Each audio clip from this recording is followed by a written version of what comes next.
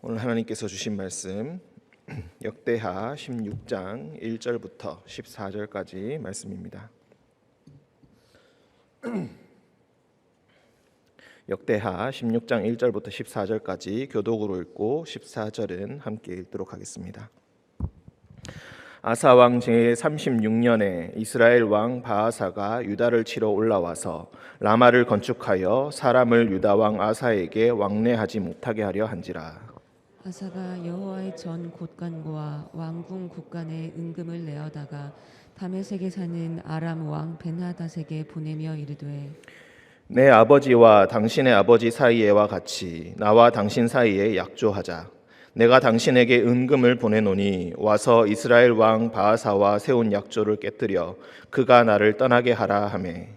벤하닷이 아사 왕의 말을 듣고 그의 군대 지휘관들을 보내어 이스라엘 성읍을 치되 이온과 단과 아벨마임과 납달리의 모든 국고성들을 쳤더니 바아사가 듣고 라마 건축하는 일을 포기하고 그 공사를 그친지라.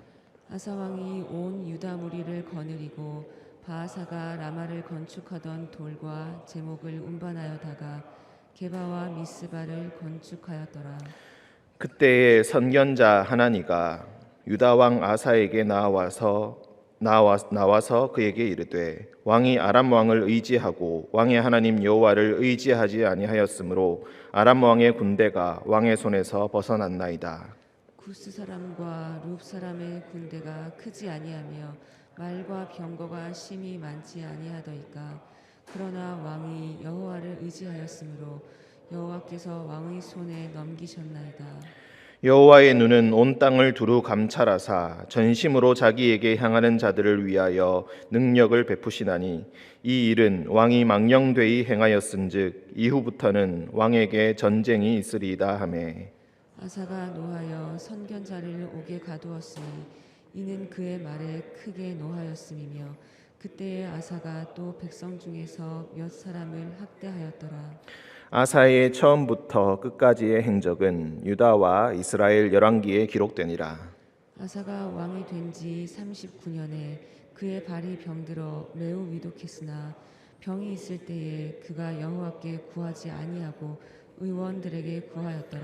아사가 왕위에 있은 지 41년 후에 죽어 그의 조상들과 함께 누움에 다윗성에 자기를 위하여 파두었던 묘실에 무리가 장사하되 그의 시체를 법대로 만든 각양 재료를 가득히 채운 상에 두고 또 그것을 위하여 많이 분향하였더라. 아멘.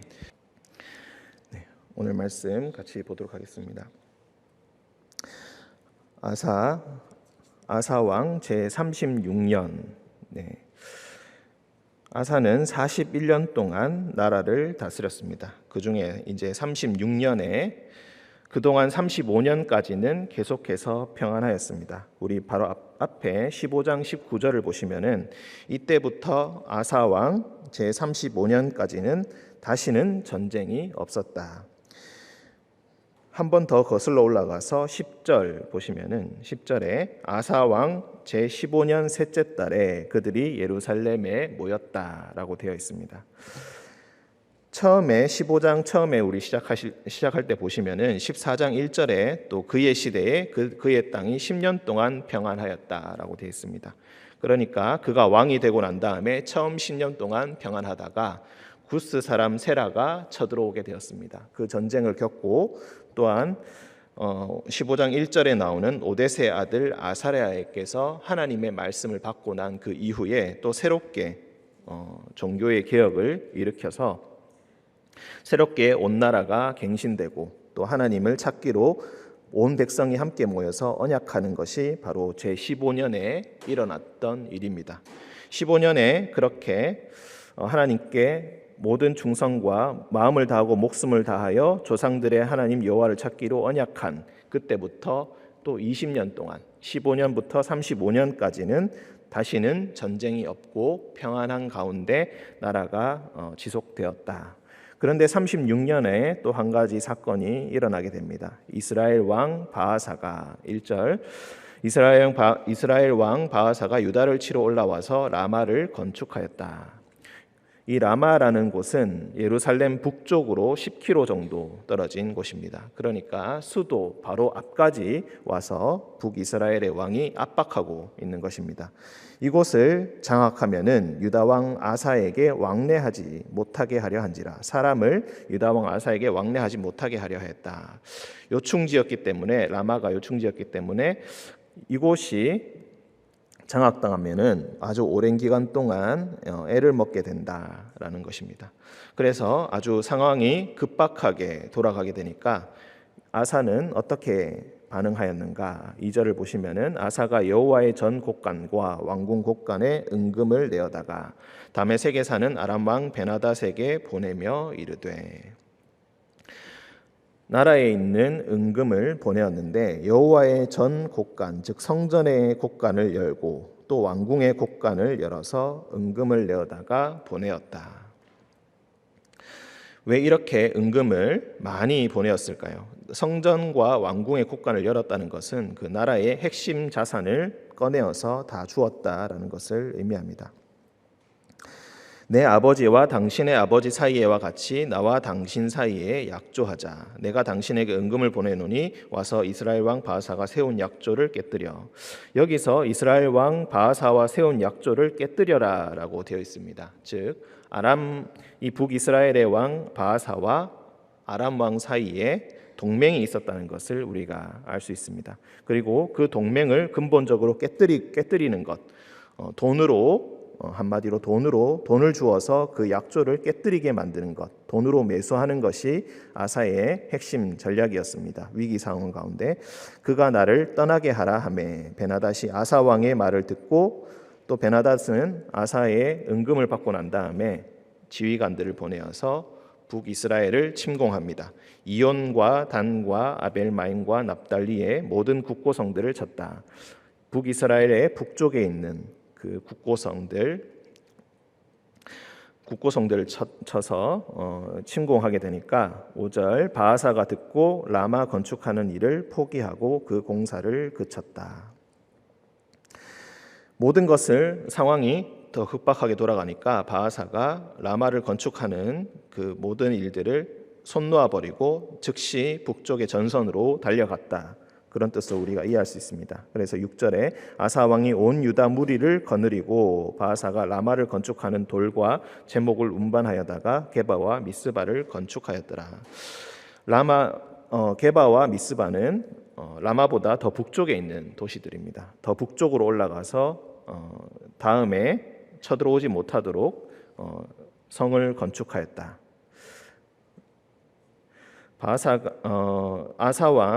아사 왕의 대응이 우리가 보기에는 참으로 이성적이고 합리적인 것으로 보입니다.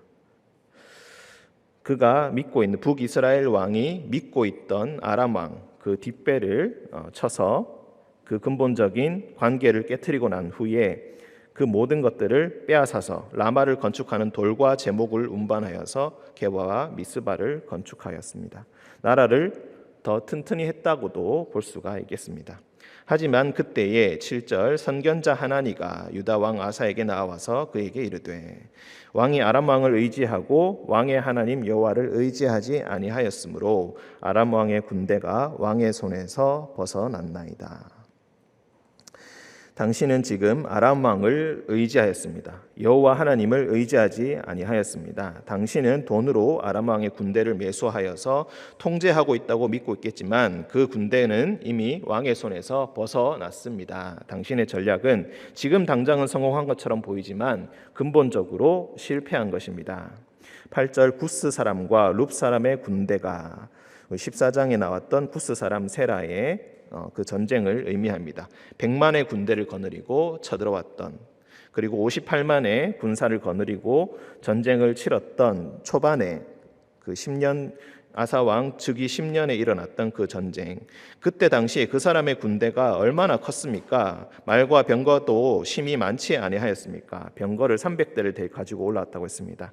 그때 당시에 그 시대의 병거 300대라는 것은 그야말로 상상할 수 없을 만큼 어마어마한 규모를 의미합니다.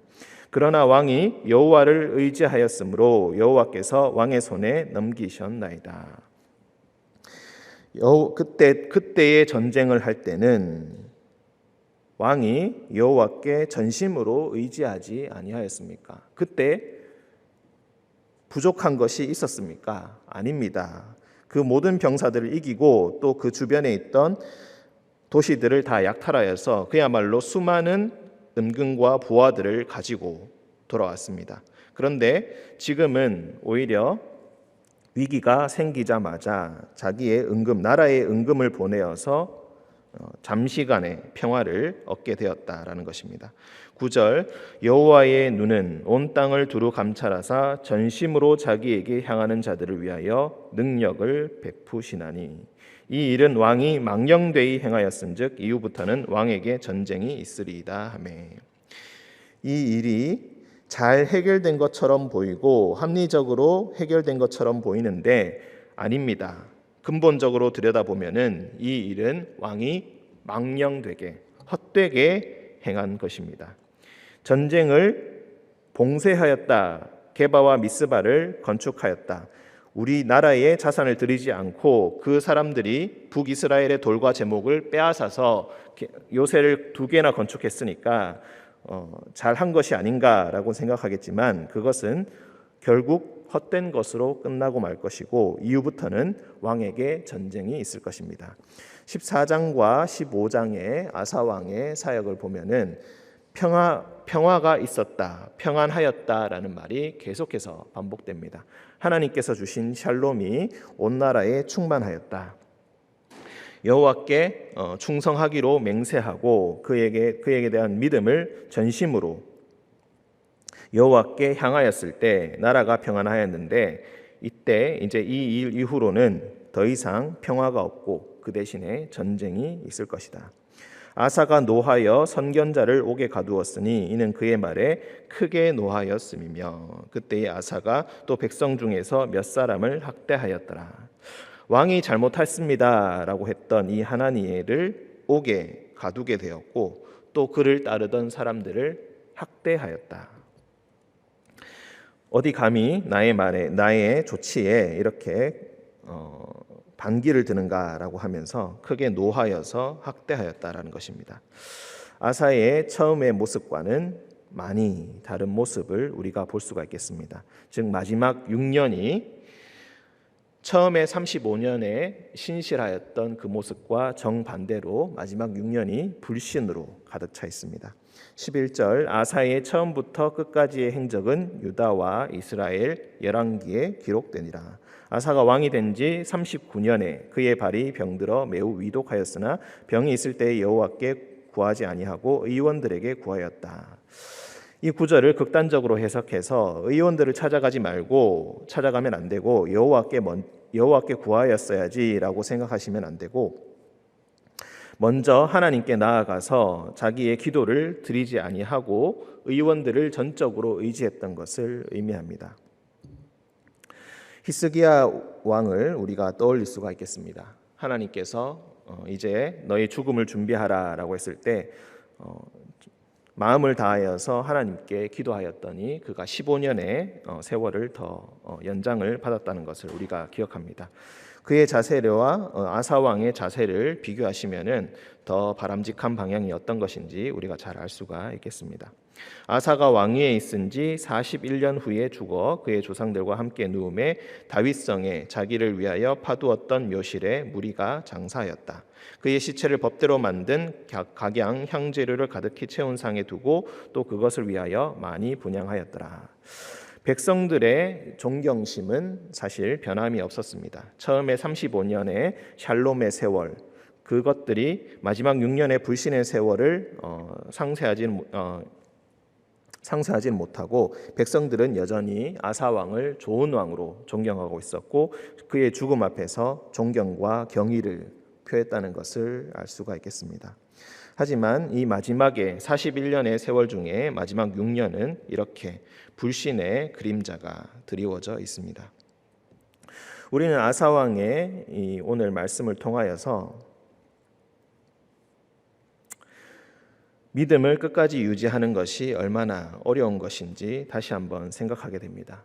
우리가 우리의 스스로의 행동을 평가하고 우리의 지난 세월들 했던 행동들을 평가할 때에 어떻게 평가를 하십니까?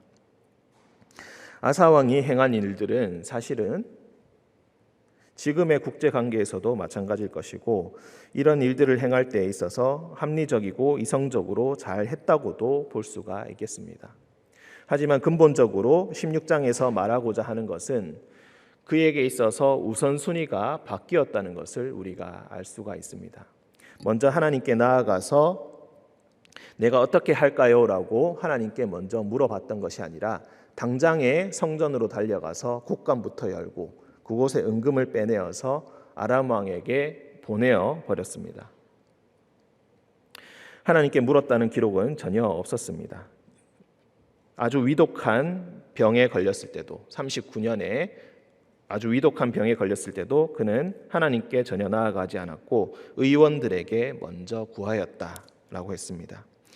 그가 했던 행동들은 결코 어떻게 보면 잘못된 행동이라고는 볼 수가 없겠지만은 그에게 있어서 우선순위가 심각하게 변동이 있었다는 것을 의미합니다. 35년 동안 그는 한 번의 전쟁이 있었고 그 한 번의 전쟁에서도 크게 승리를 거두었습니다. 35년 동안 평안하였는데 그 평안한 세월들 가운데 갑자기 어느 순간 위기가 닥쳐왔을 때 그는 이렇게 넘어지는 모습을 보여주고 우선순위가 바뀐 모습을 보여줍니다. 온 백성들을 모아놓고 함께 잔치를 벌이면서 하나님께 예배를 드리면서 우리가 하나님께 우리의 마음을 다하고 목숨을 다하자, 언제나 여호와를 먼저 찾도록 하자, 그렇게 언약하던 그 모습은 어느새 긴 평안의 세월 가운데 없어져 버리고 말았다는 것입니다. 오늘 9절의 말씀을 우리가 함께 기억했으면 좋겠습니다. 우리 9절의 상반절에 있는 말씀 우리 함께 한 목소리로 우리가 읽었으면 좋겠습니다. 함께 읽겠습니다. 여호와의 눈은 온 땅을 두루 감찰하사 전심으로 자기에게 향하는 자들을 위하여 능력을 베푸시나니. 아멘. 이는 스가랴에서도 나오는 말씀입니다. 여호와의 눈은 온 땅을 두루 감찰하고 계신다. 전심으로 자기에게 향하는 자들을 위하여 능력을 베푸신다. 우리는 긴 세월을, 어쩌면 짧은 세월을 산다고도 할 수 있겠지만 긴 세월을 살아가는 동안에 언제나 오늘을 삽니다. 과거의 기억들을 가지고 오늘을 살고 미래를 내다보면서 오늘을 삽니다. 언제나 우리가 살고 있는 것은 바로 오늘입니다. 그리고 그 오늘 하나님께서는 여러분들이 온 땅을 두루 감찰하시는 여호와의 눈을 통하여서 전심으로 자기를 향하고 있는지를 항상 바라보고 계십니다. 그동안 잘해왔으니까 잠깐 동안은 괜찮겠지라는 것은 성립하지 않는다. 오늘 당신은 여호와께 전심을 다하여서 하나님을 향하여 있는가, 그것을 보고 계신다고 하나님께서는 말씀하십니다. 하나님께서 그동안 어떻게 행하셨는지, 어떤 은혜를 베풀어 주셨는지 우리는 금방 잊어버리고 오늘의 가장 합리적인 계획을 들이대면서 하나님, 나는 참으로 잘하였습니다 라고 자부하고 있지 않은지 우리가 한번 되돌아볼 필요가 있을 것 같습니다. 항상 여호와의 눈앞에 전심으로 하나님을 향하시는 오늘 하루 되시기를 간절히 축원드립니다. 함께 기도하겠습니다. 사랑과 은총이 충만하신 주님,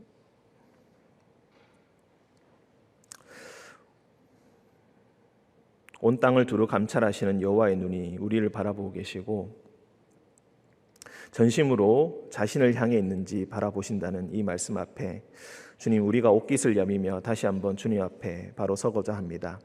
주님, 긴 평안의 세월 가운데 우리는 어느새 하나님을 향한 언약의 마음, 그 약속했던 그 마음을 잊어버리고 다시 우리의 경험과 이성과 지혜를 통하여서 문제를 해결하려 하고 그것을 잘하였다 자부하면서 그렇게 또 살아가곤 합니다. 주님 언제나 먼저 주님 앞에 나와 먼저 묻게 하는 성도들 되게 주님께서 인도하여 주시고, 많은 어려움과 아픔이 있을 때에 먼저 주님 앞에 나와 주님께 아뢰며 항상 우리의 마음이 어디 있는지 다시 한번 주님 앞에서 되돌아보는 우리가 되게 하여 주옵소서. 주님, 예전에 좋았던 시절에, 젊었던 시절에 했던 그것들을 가지고 계속해서 살아가는 것이 아니라 바로 오늘을 살아갈 수 있도록 주님께서 언제나 우리의 마음을 되돌아보게 주님께서 인도하여 주시고, 어제의 은혜와 어제의 감사로 그치는 것이 아니라 바로 오늘의 은혜와 오늘의 감사로 우리의 마음이 주님 앞에서 가득 차게 하여 주옵소서. 주님께서 모든 상황 가운데 우리를 돌보실 줄 믿으며 거룩하신 예수님의 이름으로 기도합니다. 아멘.